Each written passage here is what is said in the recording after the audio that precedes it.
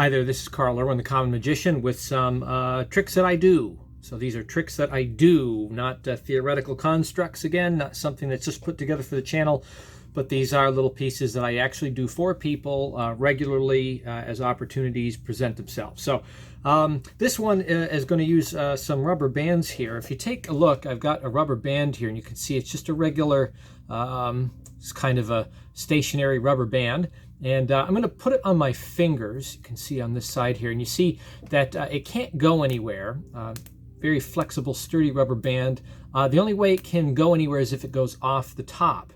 But just to ensure that we can't do that, I'm going to link my fingers together so we can't take it anywhere. And you can see it is stuck in place. It doesn't matter if the hand is open or closed. It's always going to be in that same place. From the front, it is on the left. From the back, it is on the left, until from the front, it is on the right. It's kind of unusual. You can see how it jumps like that. I can illustrate this in a slightly different way. It's somewhat of a visual optical illusion that you're looking at. And you can sort of see this on display. If I take one and I twist it in the center and I put it inside of the other rubber bands, you see I have an X sort of shape on the orange rubber band, and then the tan rubber band is sort of in a loop around it. Now, if you've ever looked at optical illusions, usually you have to get yourself in a certain position or a certain angle or a certain distance from it. And it's the same with this. So from this point of view, from this vantage point, you have the orange X in the middle. However, if I kind of put it up closer to your eyes, you can see how the image sorts of changes. So you have an X with the tan in the center. It's very weird. It only looks that way, of course, from your vantage point if you take a really close look at it, right? But then if you bring it back here, you can see how the X appears to be orange in the center. Very unusual.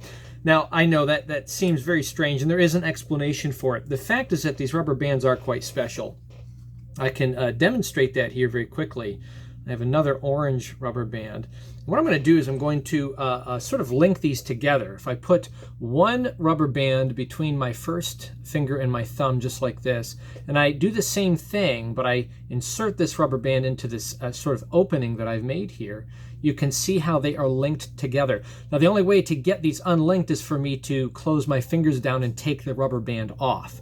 But I don't want to do that. We want to hold it kind of in this tight position. Now, you see there's no way to get out one side, no way to get out the other side. The only way out is to rub in the center, and you see how they come apart. Very unusual rubber bands. These are standard rubber band tricks. So, and they're the very simplest handlings on some of these tricks too.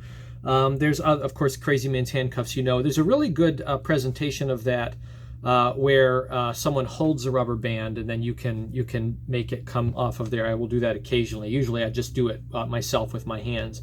And the nice thing about these kinds of tricks is that you can give someone the rubber bands, right? You can just give them to them.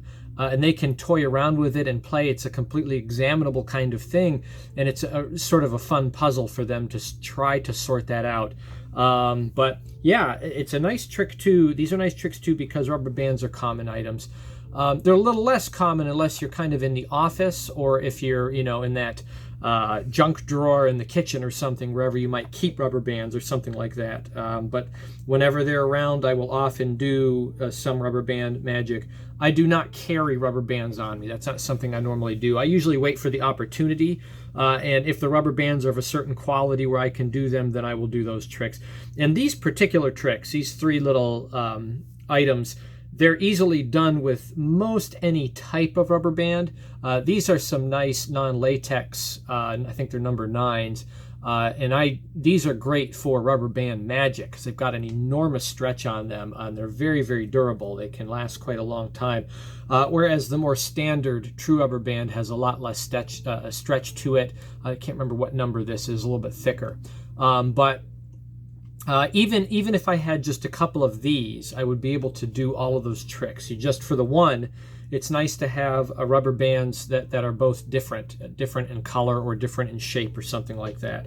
But anyway, those are rubber band tricks that I do. Some people out there do a lot of rubber band magic. There are people kind of like with cards where they sort of focus almost only exclusively on rubber band magic. That's not me. I just go with kind of the simple things. They're good workers, as I was talking about with other tricks earlier on the channel with an upload there. These are good working effects. They look great. People have not seen these before, contrary to the assumptions of online magicians, and they go over pretty well. So good luck with that. Happy magicking.